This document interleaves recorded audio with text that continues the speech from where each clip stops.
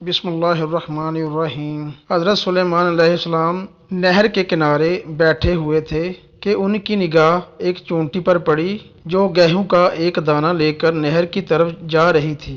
حضرت سلیمان علیہ السلام اس کو بہت غور سے دیکھنے لگے۔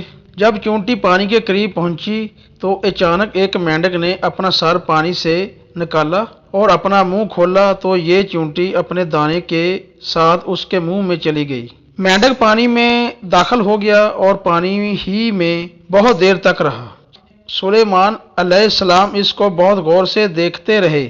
ذرا ہی دیر میں مینڈک پانی سے نکلا اور اپنا منہ کھولا تو چونٹی باہر نکلی، البتہ اس کے ساتھ دانہ نہ تھا۔ حضرت سلیمان علیہ السلام نے اس کو بلا کر معلوم کیا کہ ماجرا کیا تھا اور وہ کہاں گئی تھی۔ اس نے بتایا کہ اے اللہ کے نبی، آپ جو نہر کے تہہ میں ایک بڑا کھوکھلا پتھر دیکھ رہے ہیں اس کے اندر بہت سے اندھے کیڑے مکوڑے ہیں۔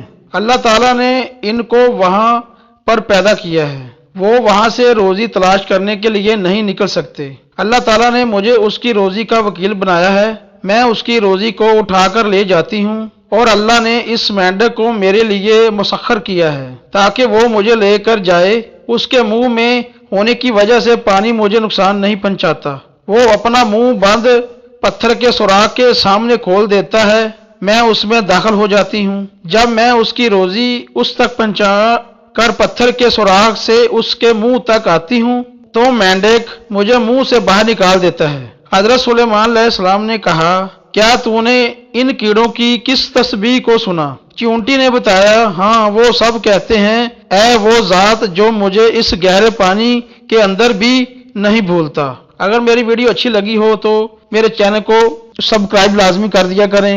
شکریہ۔